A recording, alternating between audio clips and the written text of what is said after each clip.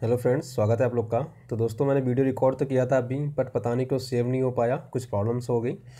तो ठीक है, फिर से रिकॉर्ड करते हैं। थोड़ी एनर्जी लो हो जाती है लगातार बोलते बोलते, बट फिर भी चलिए सेशन को स्टार्ट करते हैं। तो देखो, सबसे पहले मैं आपको बता दूं कि कोई बुक्स वगैरह परचेस करनी है तो देखो अमेजोन के मैंने सारे लिंक्स दे रखे हैं डिस्क्रिप्शन लिंक पे, आप वहाँ से जाके डाउनलोड कर सकते हैं। ठीक है, उसके अलावा देखो इसका PDF का भी आपको डाउनलोड करने के लिए लिंक मिल जाएगा। उसके अलावा टेलीग्राम चैनल हमारा आप ज्वाइन कर सकते हैं। जस्ट आप टेलीग्राम पे सर्च करिए DKS IAS एकेडमी बिना स्पेस दिए हुए। ठीक है, DKS IAS एकेडमी आप सर्च करिएगा बिना स्पेस दिए हुए, तो आप वहाँ पर डाउनलोड कर लेंगे। तो आपको देखो न्यूज़पेपर वगैरह जितनी भी सारी चीज़ें होती है ना, आपको सारा का सारा वहाँ पर मिल जाएगा। 4 न्यूज़पेपर मिल जाया करेंगे डेली, और वीडियो के लिंक भी मिल जाया करेगा।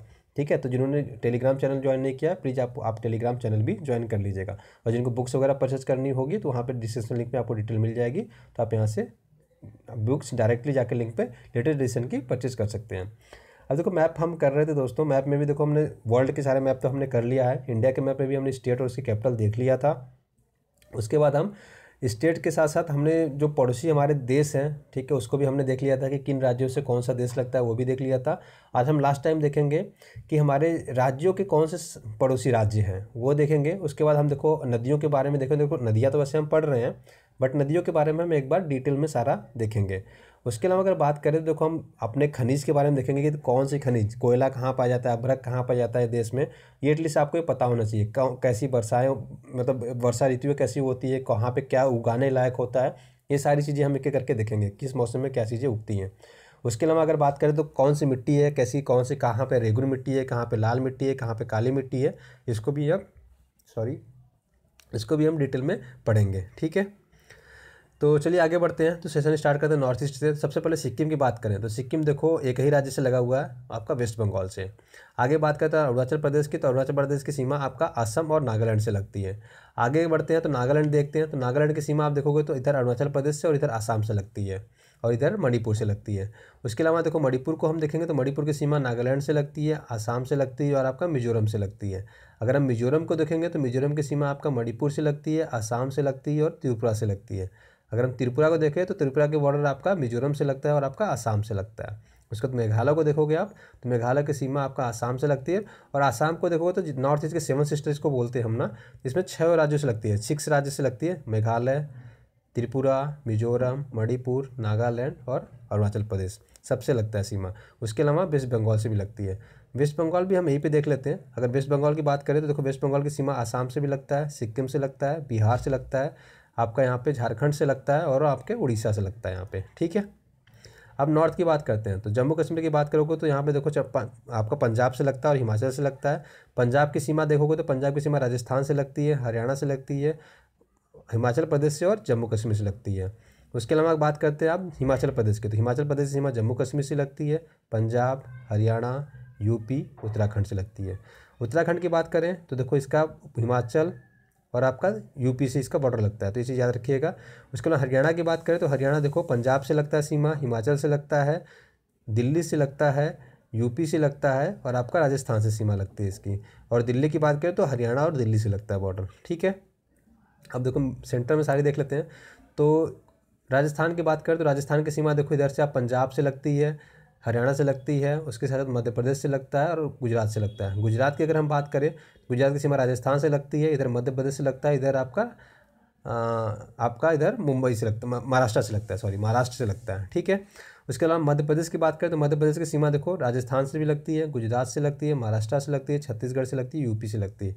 यूपी एक ऐसा राज्य है जिसका सबसे अधिकतम सीमाएं राज्यों के साथ साझा करती है। टोटल 9 राज्य हैं। 9 राज्य कौन कौन से वो देख लेते हैं एक बार।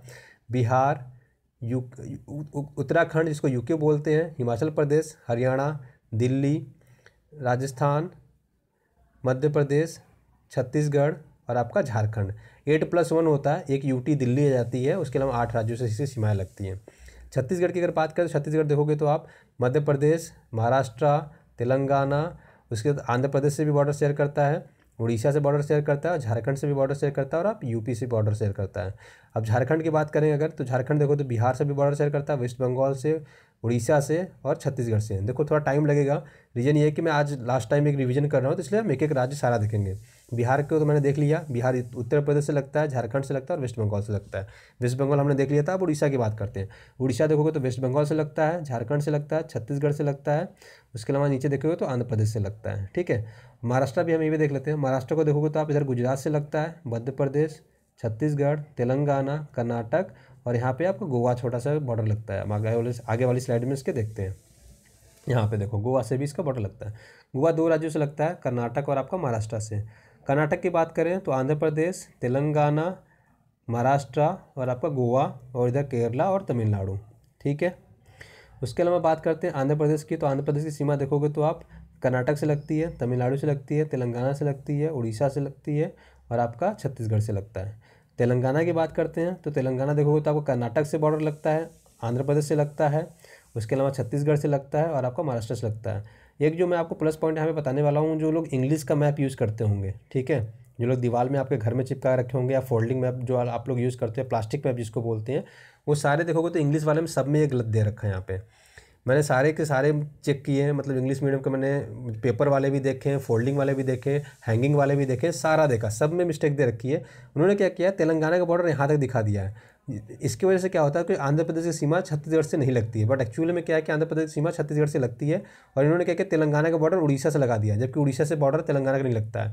तो अगर ये चारों राज्यों से अगर क्वेश्चन पूछ लिया, अगर यूपीएससी ने पूछ लिया तो आप सारे गलत करके आ जाओगे जो लोग इंग्लिश में पढ़ते होंगे। तो याद रखिए, आंध्र प्रदेश, तेलंगाना, छत्तीसगढ़ और उड़ीसा, यहाँ पे जो मैप है, यहाँ पे जो मैं दिखा रहा हूँ वो एक्चुअली में करेक्ट मैप है। अगर इंग्लिश का मैप देखोगे तो आप तेलंगाना का बॉर्डर उड़ीसा से दिखा रखा है सटा के, मतलब सटा के इन द सेंस इसकी बॉर्डर ऐसे लगती है, और आपका छत्तीसगढ़ से आंध्र प्रदेश की बॉर्डर नहीं लगती, ये भी दिखा रखा है।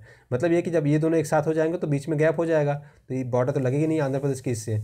बट एक्चुअल में ये है कि आंध्र प्रदेश की सीमा छत्तीसगढ़ से लगती है और तेलंगाना का बॉर्डर उड़ीसा से नहीं लगता है। तो ये पॉइंट्स आप ध्यान रखिएगा। ठीक है, तमिलनाडु की अगर बात करें तो केरल से लगता है, कर्नाटक से लगता है, आंध्र प्रदेश से लगता है। केरल भी 2 राज्यों से लगता है, कर्नाटक और तमिलनाडु।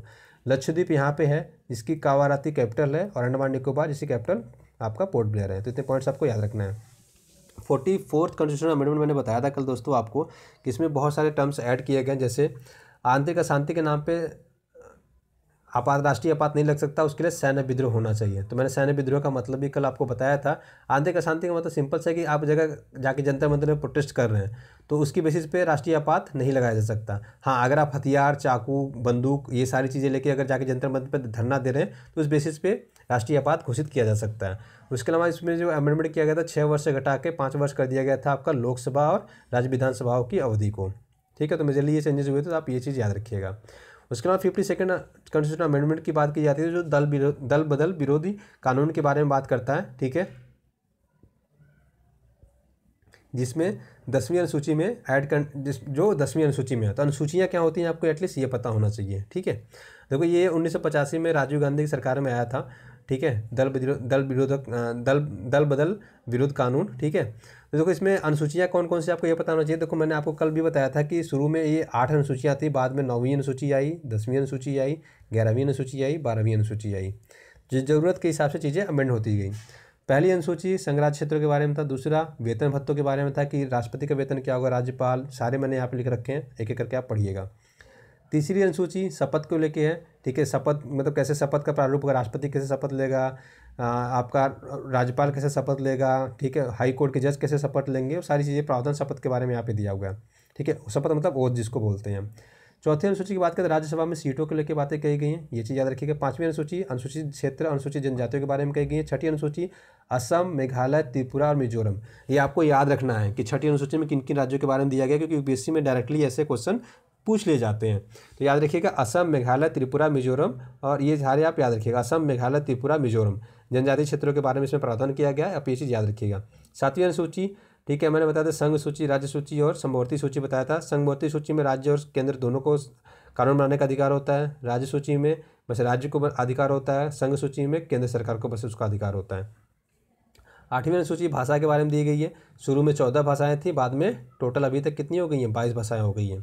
9वीं अनुसूची भूमि सुधार के बारे में कहते हैं, तो ये याद रखिए भूमि सुधार से रिलेटेड है। 10वीं अनुसूची दल परिवर्तन के, मैंने बताया अभी जस्ट आपको, दल परिवर्तन से रिलेटेड है, तो याद रखिएगा। 11वीं अनुसूची पंचायतों के बारे में है और 12वीं अनुसूची नगर पालिकाओं के बारे में है, तो ये पॉइंट सारे याद रखिएगा। रिवर की बात करें तो महानदी आज हम देख रहे हैं, महानदी की बात करें दंडकारण्य के पठार से निकलती है छत्तीसगढ़ से। किलोमीटर के आसपास इसकी लेंथ है। ईव, मांड, हंसदेव, शिवनाग, ओंग, चोंग, तेल, संदूर इसकी प्रमुख सहायक नदियां हैं। तो हम उसको अभी ट्रिक मैंने वहाँ पे बना रखा है, वो भी दिखा दूंगा आपको, और एक लेफ्ट ट्रिब्यूटरी राइट ट्रिब्यूटरीज भी मैंने ऐड कर रखे हैं। ठीक है, उसके अलावा देखो इस पर हीराकुंड डैम बना हुआ है। तो आप याद रखिए कि हाईएस्ट लॉन्गेस्ट हीराकुंड डैम है ये। ठीक है, मतलब वो इंडिया का लॉन्गेस्ट डैम है, 4.8 किलोमीटर, मतलब लेंथ वाइज अगर बात करें तो 4.8 किलोमीटर इसकी लंबाई है। हाईएस्ट की बात करें तो हाईएस्ट टिहरी डैम है। तो आप याद रखिए टिहरी डैम हाईएस्ट है, मतलब ऊंचाई के हिसाब से टिहरी है और लेंथ के हिसाब से आपका हीराकुंड डैम है। तो ये चीज़ आप याद रखिएगा। ठीक है, और ये कहाँ पे, उड़ीसा में हीराकुंड डैम। अब ये भी पूछा जा सकता है कि आपके कहाँ पे, उड़ीसा में। देखो इस पे महानदी पे दो प्रमुख शहर बसे हुए हैं, जिसको एक कटक बोलते हैं और यहाँ पे एक रायपुर है। ठीक है, तो ये दोनों चीज़ें याद रखिएगा, मैंने आगे मैप में ऐड कर रखा है, तो एटलीस्ट आपको ये चीज़ें पता होनी चाहिए। लेफ्ट ट्रिब्यूटरीज राइट ट्रिब्यूटरीज मैंने हिंदी इंग्लिश दोनों में ऐड कर रखा है, तो आपको ये पढ़ लेना है। ठीक है, लेफ्ट ट्रिब्यूटरीज कौन सी, राइट ट्रिब्यूटरीज कौन सी है। ठीक है, अब देखो रायपुर और कटक दो ये फेमस प्लेसेस हैं जो आपको इस नदी के किनारे बसे हुए हैं, तो एटलीस्ट ये चीज़ें आपको पता होनी चाहिए। ठीक है, और छत्तीसगढ़ उड़ीसा से इस नदी का मतलब जो बहाव क्षेत्र है ये दो राज्यों से, छत्तीसगढ़ और उड़ीसा से। तो ये चीज़ें याद रखिएगा आप। ये ट्रिक है, अगर आप पढ़ना चाहते हो पढ़ सकते हैं, याद करना चाहते हो पढ़ सकते हैं, लेकिन मैं इसको बताता नहीं हूँ नॉर्मली। ठीक है, बहुत सारे स्टूडेंट्स भेजते रहते हैं कि सर ये ऐड कर दीजिएगा, ये ऐड कर दीजिएगा, तो मैं ऐड कर देता हूँ। ठीक है, सुंदर परी ऑन टेलीविजन, सीओ हंसदो, मंद मंद ईव, तो लेफ्ट ट्रिब्यूटरीज ये हो जाएंगी, राइट ट्रिब्यूटरीज ये हो जाएंगी। बट मैं आपको हमेशा ही कहता हूँ कि बात ट्रिक से मत जाइए, ट्रेडिशनल वे में याद करिए, क्योंकि ट्रेडिशनल वे में अगर आपने एक बार याद कर लिया तो आपको हमेशा के लिए आपका हो जाएगा वो। ट्रिक का क्या है कि ट्रिक अगर भूल गए तो चीज़ें बहुत जल्द, मतलब उसमें पूरे कॉन्सेप्ट ही गलत हो जाता है अगर आपने एक लाइन भूल गए वहाँ पे। तो संप्रीति की बात करें तो संप्रीति 2019 भारत और बांग्लादेश के बीच सैन्य अभ्यास है। तो बस आपको इतने ही पॉइंट्स याद रखना है। ठीक है, तो भारत बांग्लादेश के बीच संयुक्त सैन्य अभ्यास है संप्रीति 2019। संप्रीति क्या है आपको बस इतना पता होना चाहिए।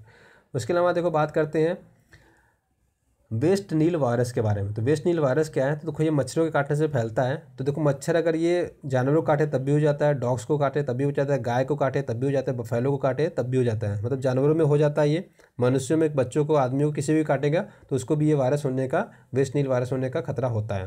और नॉर्मली क्या होता है कि पक्षियों से भी, ये पक्षियों में फैलता है और पक्षियों से इंसान, मतलब मच्छरों में फैलता रहता है। तो ये है कि मतलब यूनिवर्सल हो जाता है हम। ठीक है, मतलब पक्षियों से ये मच्छरों में फैलता है, मच्छरों से पक्षियों में फैल जाता है, प्लस मच्छरों से जानवरों में भी फैल जाता है और इंसानों में भी फैल जाता है। तो मच्छर अगर इंसानों को काटा तो इंसानों को हो जाता है, जानवरों को काटता है तो जानवरों को हो जाता है। तो ये चीज़ याद रखिएगा। ये ये टाइमलाइन में क्यों है, तो आपको ये देखो यूपीएससी क्वेश्चन पूछना होगा तो क्या पूछेगा वो ये पूछ लेगा आपसे कि वेस्ट नील वायरस क्या है।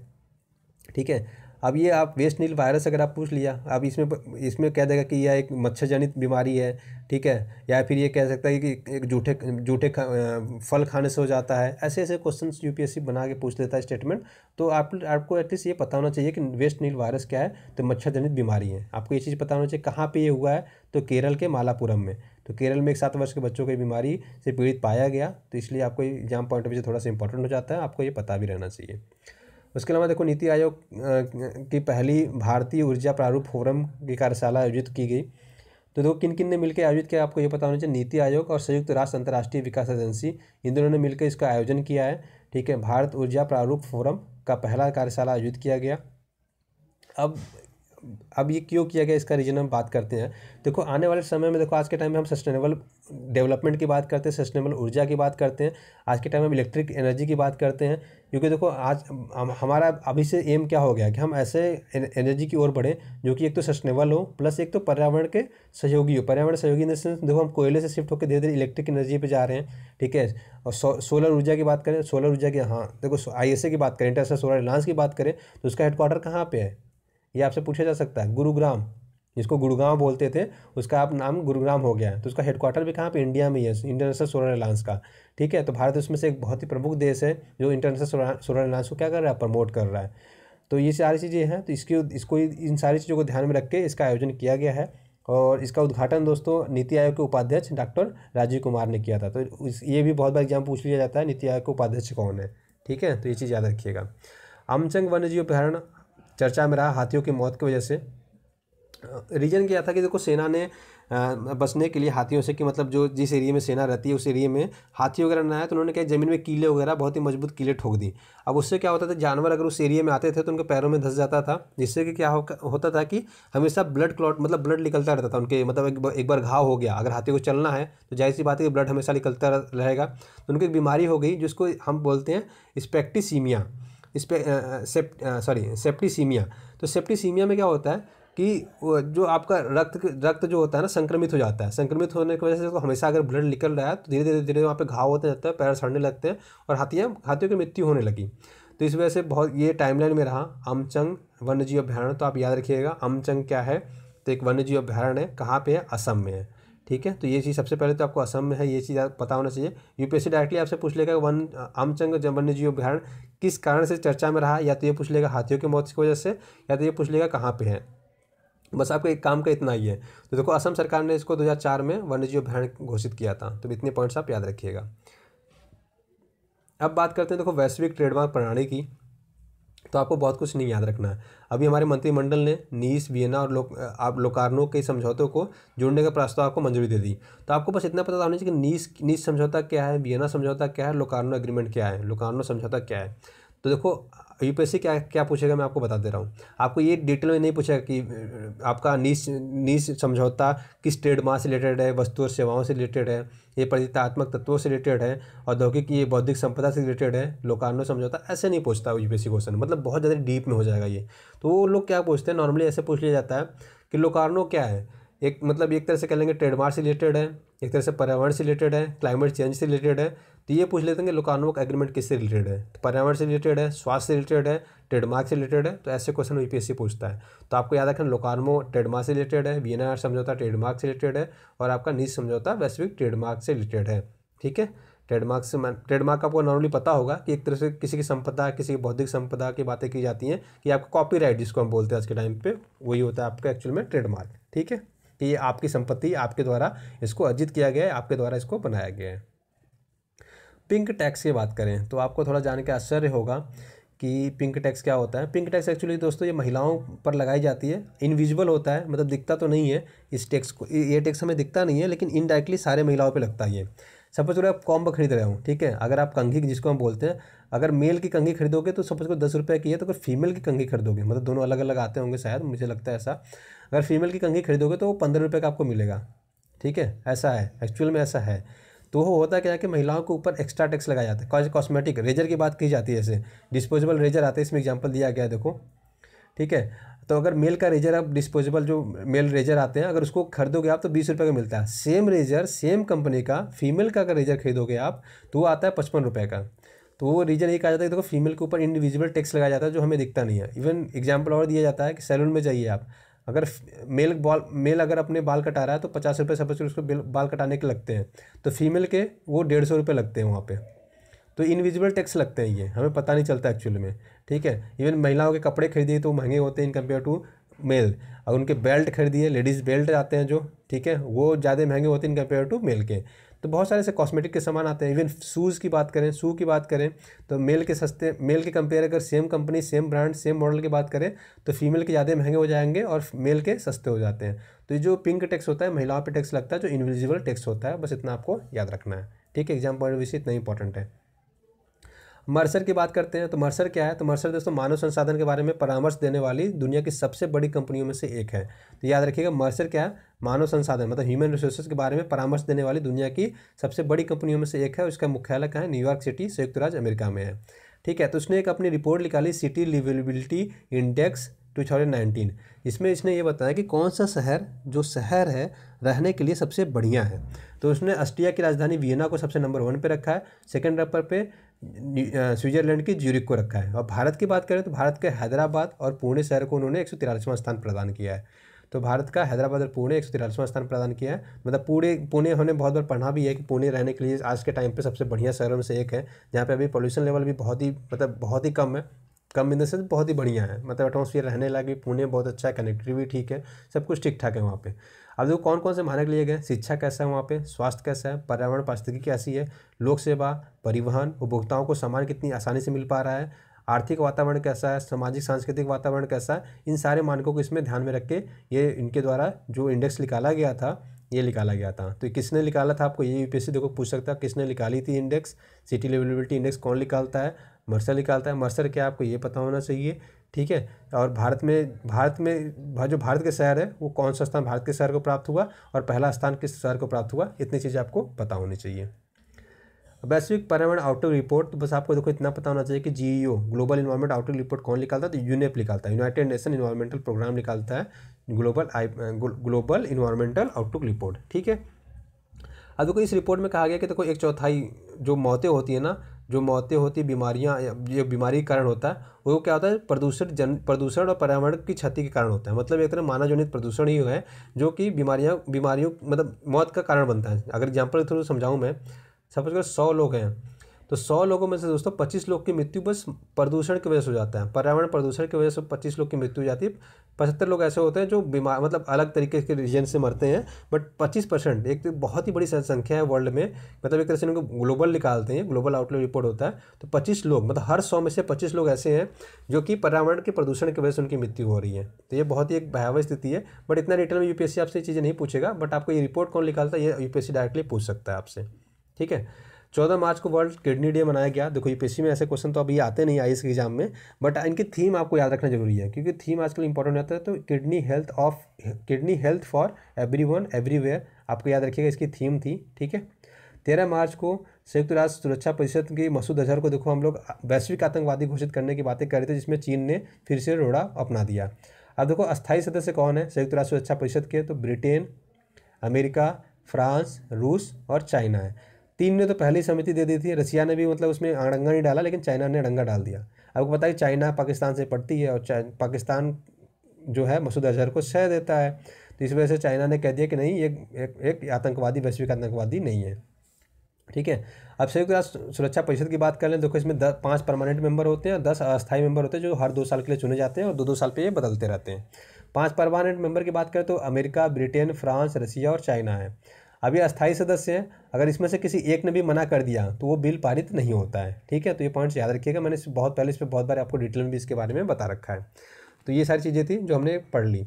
उसके अलावा भगवान अयप्पा की बात कही जाती है। देखो सबरीमाला मंदिर बहुत ज़्यादा टाइमलाइन में रहा, इस पर सुप्रीम कोर्ट का वर्डिक्ट भी आया। होता क्या था कि 10 साल से लेकर 50 साल की औरतों को इस मंदिर में नहीं जाने दिया जाता था। कहा जाता था कि इस टाइम पीरियड पर इनका पीरियड चलता है, माहवारी चलता है, जिसके कारण ये अपवित्र होती हैं। तो सुप्रीम कोर्ट के आदेश के बाद इनको जाने की अनुमति दे दी गई थी, जिसकी वजह से बहुत ज़्यादा प्रोटेस्ट भी हुआ था, ठीक है। तो याद रखिए सबरीमाला मंदिर किसका है, भगवान अयप्पा का है। भगवान अयप्पा को तो अयप्पन, शास्ता, मणिकांता के नाम से भी जानते हैं। यहीं पे एक सबरीमाला मंदिर के बगल में पेरियार टाइगर रिजर्व है। मैंने आपको बहुत बार बताया था कि केरल में ही पेरियार टाइगर रिजर्व है। सबरीमाला मंदिर भी कहाँ पे, केरल में है। तो ये इतने पॉइंट्स आप याद रखिएगा, आपको एग्जाम में पूछे जा सकते हैं। भारत और ओमान के बीच में अल नगाह 3 हुआ, ठीक है, 2019 का। 17 में अल नगाह 2 हुआ था। देखो अब 2 साल के अंतर में है, तो इससे आपको पता लग जाना चाहिए कि जो ये युद्ध अभ्यास होते हैं द्विवार्षिक होते हैं। तो ये ओमान निजमा के ओमान में हुआ था, ठीक है। तो ओमान में हुआ था, ये ऐसा नहीं कि इंडिया में हुआ था। अल नगाह 3 ओमान में हुआ। अब बात करते हैं, देखो इसका जो पहला संस्करण था 2015 में हुआ, फिर 2017 में हुआ, फिर 2019 में हुआ। तो ये द्विवार्षिक होता है, तो हर 2 साल पे होता है। तो आपको ये पता होना चाहिए, यूपीएससी डायरेक्टली पूछ सकता है आपसे कि ये द्विवार्षिक होता है कि त्रैमासिक होता है कि आपका एक हर ईयर होता है। तो ऐसे यूपीएससी क्वेश्चन आपसे पूछ सकता है। तो याद रखिएगा ये द्विवार्षिक होता है, हर 2-2 साल पे होता है, ठीक है। अल नगाह 3 किसके बीच है, भारत और ओमान के बीच सैन्य अभ्यास है, तो इतना याद रखिएगा। नासा ने दोस्तों एक सुपर गप्पी बनाया। सुपर गप्पी क्या होता है, तो सुपर कार्गो एक प्लेन बनाया है, जिसमें क्या है कि भारी भरकम जितने भी सामान है एक बहुत ही तेज़ी से हम क्या कर सकते हैं, डिलीवर कर सकते हैं। और देखो डिजाइन किया नासा ने, और जो निर्माण का कार्य किया दोस्तों ये एरो स्पेस लाइन ने किया था। तो ये याद रखिएगा, सुपर गप्पी क्या है आपसे पूछा जा सकता है, ठीक है। बड़े और भारी सामानों को सुपर फास्ट डिलीवरी के लिए एक जहाज़ की तरह तैयार किया गया। जहाज़ जैसा ही एक्चुअली प्लेन है ये, और जिसका शेप है वो व्हेल मछली की जैसा दिखता है, तो व्हेल मछली की तरह दिखता है। और इससे पहले देखो एरो स्पेस लाइन ने एक और बनाया था सुपर गप्पी की तरह ही, प्रेग्नेंट गप्पी बनाया था उन्होंने। तो ये भी आपको पता होना चाहिए, एरो स्पेस लाइन ने प्रेग्नेंट गप्पी बनाया था, लेकिन अभी जो चर्चा में वो सुपर गप्पी है। तो इमेज कैसा है उसका एक बार देख लेते हैं। देखो ऐसा है, देखो ऊपर से देखोगे तो आप ऐसा लगता है व्हेल मछली जैसा दिखेगा आपको, ठीक है। व्हेल मछली जैसा ये जहाज दिखेगा।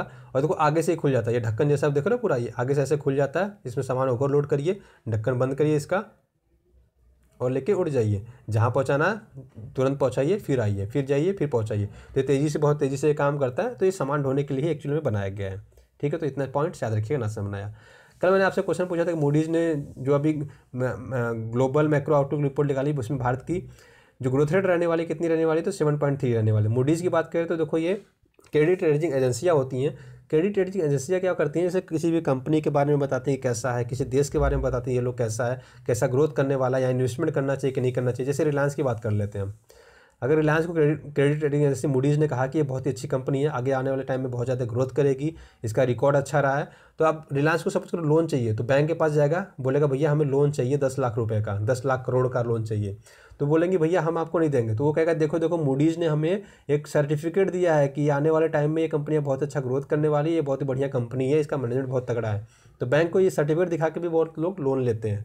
तो ये है क्रेडिट रेटिंग एजेंसी का बहुत ज़्यादा फर्क पड़ता है। क्रिसिल्स वगैरह जैसे भारत में भी बहुत सारी क्रेडिट रेटिंग एजेंसियाँ हैं यहाँ पे, ठीक है। तो मूडीज़ उसमें से एक है जो बहुत ही बढ़िया है, एक ग्लोबल कंपनी है, तो याद रखिएगा इंडिया कंपनी नहीं है ये। जो सिप्री के द्वारा जो वार्षिक रिपोर्ट आपका trades in international arms transfer की बात करें, देखो नंबर 1 पे इस समय है सऊदी अरब, सेकंड नंबर पे भारत है। तो इसका जो हमने पूछा था दूसरा सबसे बड़ा आयातक देश कौन सा है हथियारों का, तो भारत है। 2009 से लेकर 13 तक दोस्तों भारत रहा था, ठीक है। 14 से लेकर 18 के बीच में भारत अभी सेकंड नंबर पे रहा है। तो याद रखिएगा कि सबसे ज़्यादा हथियार को जो आयात करता है वो सऊदी अरब करता है, सेकंड नंबर पर भी भारत है, ठीक है। आपके लिए आज का क्वेश्चन, डीआरडीओ के वैज्ञानिकों ने कॉम्बैट कैजुअलिटी ड्रग्स का निर्माण किया, तो किससे रिलेटेड है ये, किसके लिए बनाया था, मैंने कल ही आपको ये पढ़ाया था। तो आप कमेंट करके दोस्तों क्वेश्चन नंबर 1 करके ऐसे आप आंसर जरूर इसका कमेंट करिएगा। और आपका थिरुभुवनम रेशमी साड़ियों को भौगोलिक जीआई टैग प्रदान किया गया, ये किस राज्य से संबंधित है, तो इसको भी आप कमेंट करके जरूर बताइएगा, ठीक है। तो आशा करता हूँ दोस्तों वीडियो पसंद आया होगा, पसंद आया तो अपने दोस्तों के साथ लाइक शेयर और सब्सक्राइब करना ना भूलिएगा। हमेशा की तरह खुश रहिए, लोगों में प्यार बांटते रहिए। God bless you all, thank you so much, have a great day.